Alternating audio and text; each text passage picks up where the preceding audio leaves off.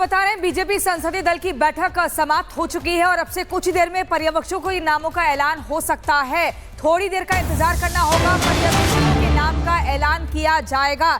आपको बता दें कई नामों को लेकर लगातार कयास लगाए जा रहे हैं कि आखिर इसके सिर पर, इस व्यक्ति के सिर पर सीएम का सेहरा सज सकता है। लेकिन हम ग्राउंड जीरो पर भी हमारी एक बड़ी टीम मौजूद है। अनामिका सिंघाली हमारे साथ। अनामिका लगातार हमारे साथ बनी हुई है ग्राउंड जीरो से। अनामिका, संसदीय दल की बैठक खत्म हो चुकी है, अब से कुछ ही देर में पर्यवेक्षकों के नाम का ऐलान हो सकता है। और आज दिन भर क्या कुछ होगा, क्योंकि शाम को फाइनल वो वक्त होगा जब मुख्यमंत्री के नाम पर मोहर लगेगी। और देखिए 2 बजने जा रहा है और इसके पहले जो पार्लियामेंट्री बोर्ड की मीटिंग है वो खत्म हो गई है। पार्लियामेंट्री बोर्ड की मीटिंग खत्म होने के बाद कुछ ही देर में जो पर्यवेक्षक हैं उनके नाम का ऐलान कर दिया जाएगा। हालांकि हमने बीते कुछ सालों में देखा है जिस तरीके से अलग अलग राज्यों में हमने सरकारों का चयन देखा है, सरकार बनते देखा है, तो जिसमें ऑब्जर्वर होते हैं वो दूसरे स्टेट के होते हैं, एक दूसरे स्टेट के होते हैं और एक उसी स्टेट के होते हैं। तो अभी जब ऑब्जर्वर के नाम सामने आएंगे तो समझ में आएगा कि इस बार दिल्ली में सरकार के चयन को लेकर, मुख्यमंत्री के नाम के ऐलान को लेकर के ऑब्जर्वर कौन कौन बनाया गया है। हालांकि मेरी मौजूदगी बीजेपी दफ्तर पर है, गेट के बाहर है, क्योंकि अब धीरे धीरे जो पूरा का पूरा कैंपस है उसको खाली करवाया जा रहा है। लेकिन तस्वीर में दिखा दूं एक बार आपको अंदर की, ये देखिए लगभग यहाँ पे जो हलचल है वो बढ़ी हुई है और रंग रोगन के साथ, साफ सफाई, साथ सज्जा के साथ इंतजार है कि अब जैसे जैसे वक्त आगे बढ़ेगा। हालांकि अभी 2 बज रहा है, लेकिन 3 बजे के बाद जो विधायक हैं उनके आने का सिलसिला शुरू हो जाएगा। कुछ सांसद जरूर पहुंचे हैं यहाँ पे अंदर, जो लोग इस भूमिका में है कि शपथ ग्रहण की तैयारियां देखनी है, देखरेख करनी है, वो लोग अंदर पहुंचे हुए हैं। मिल मुलाकातों का दौर चल रहा है, लेकिन विधायकों के पहुंचने का सिलसिला 3 बजे के बाद शुरू होगा। 48 विधायक हैं जो एक एक करके पहुंचेंगे। इसके बाद पर्यवेक्षक जो है जिनके नाम कुछ देर में सामने आने वाले हैं वो भी यहां पहुंचेंगे। इसके बाद शाम 6 बजे के आसपास जो मीटिंग है विधायक दल की वो शुरू हो जाएगी और मीटिंग शुरू होने के बाद मुझे लगता है कि बहुत ज्यादा वक्त नहीं लगेगा। आधे घंटे के बाद ये जो प्रक्रिया होती है, पहले रजिस्ट्रेशन होता है विधायकों का, जो विधायक होते हैं डिटेल भरते हैं कि वो किस क्षेत्र से, कहां से विधायक है, क्या नाम है उनका। उसके बाद वो अंदर जाते हैं। इसके बाद एक मंच बना होता है सामने जिसमें कुछ लोग बैठे होते हैं, जिसमें जो ऑब्जर्वर होंगे वो बैठे होंगे, प्रदेश अध्यक्ष बैठे होंगे, पदाधिकारी बैठे होंगे। इसके बाद धीरे धीरे जो प्रक्रिया है वो शुरू होगी और करीब 1 घंटे के बाद तस्वीर साफ हो जाएगी। भारतीय जनता पार्टी की सरकार बन रही है, प्रधानमंत्री नरेंद्र मोदी जी के नेतृत्व में डबल इंजन की, और ये उस ऐतिहासिक रामलीला मैदान से बन रही है जहां से लोकनायक जयप्रकाश नारायण ने दूसरी आज़ादी का बिगुल बजाया था इस नारे के साथ कि संपूर्ण क्रांति अब नारा है, भावी इतिहास हमारा है। उसी स्थल से भारतीय जनता पार्टी प्रधानमंत्री नरेंद्र मोदी जी के नेतृत्व में दिल्ली के विकास की एक नई कहानी लिखने जा रही है। जी सर, बोला ये भी जा रहा है कि अरविंद केजरीवाल को, आतिशी को और देवेंद्र यादव को जो है बुलाया जाएगा, इनविटेशन उन्हें। देखिए, हमारी पार्टी ने जिन जिन को भी आमंत्रित किया है, हमें पूरी उम्मीद है कि सब लोग आएंगे। जी सर, ममता बनर्जी जिन्होंने महाकुंभ के लिए बोला, मृत्यु कुंभ, उसके लिए देखिए ममता समर्थन कर रहे हैं। देखिए ये बड़ा दुर्भाग्य है कि देश में कुछ लोग हमेशा सनातन के ऊपर प्रश्न उठाते हैं।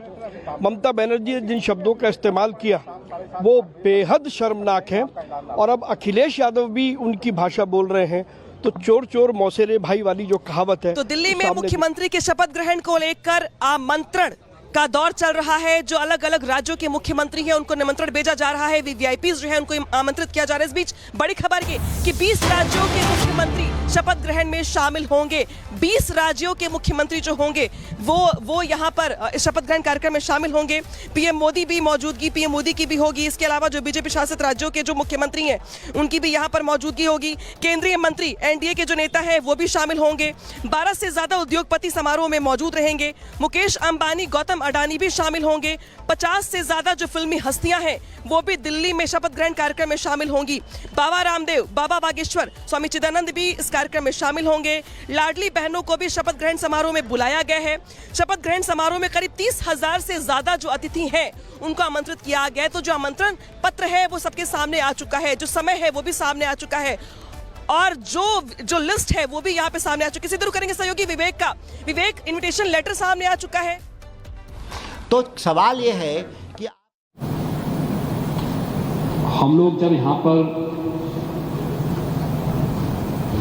मान्यवर इस चर्चा में भाग ले रहे हैं,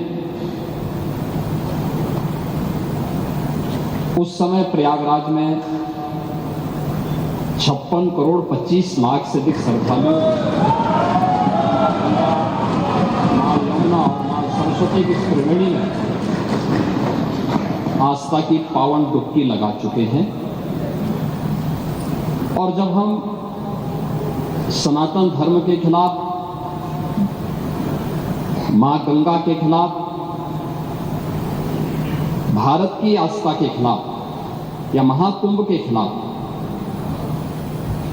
कोई भी अनर्गल प्रलाप करते हैं, कोई झूठा वीडियो दिखाते हैं, तो इन 56 करोड़ लोगों की आस्था के साथ एक खिलवाड़ है, भारत की सनातन आस्था के साथ खिलवाड़ है। और मैं विनम्रता से कहूंगा, ये आयोजन किसी पार्टी विशेष का नहीं था, किसी सरकार का नहीं था। मैं तो बार बार इस बात को कहता रहा हूं कि आयोजन समाज का है, सरकार पीछे है। सरकार सहयोग के लिए, अपने उत्तरदायित्वों का निर्वहन करने के लिए एक सेवक के रूप में हम लोग वहां पर हैं,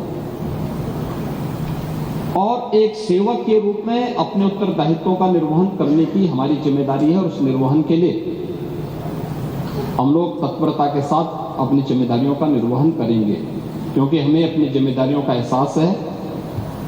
हमें भारत की सनातन परंपराओं के प्रति अगाध श्रद्धा का भाव है, और उन श्रद्धाओं को सम्मान देना वो हमारा दायित्व है। और ये हमारा सौभाग्य है कि इस सदी के इस महाकुंभ के साथ हमारी सरकार को जुड़ने का अवसर प्राप्त हुआ, और आयोजन के प्रति तमाम अफवाहों, तमाम प्रकार का दुष्प्रचार को दरकिनार करते हुए देश और दुनिया ने इस पूरे आयोजन के साथ सहभागी बनकर के इसे सफलता की एक नई ऊंचाई तक पहुंचाया है।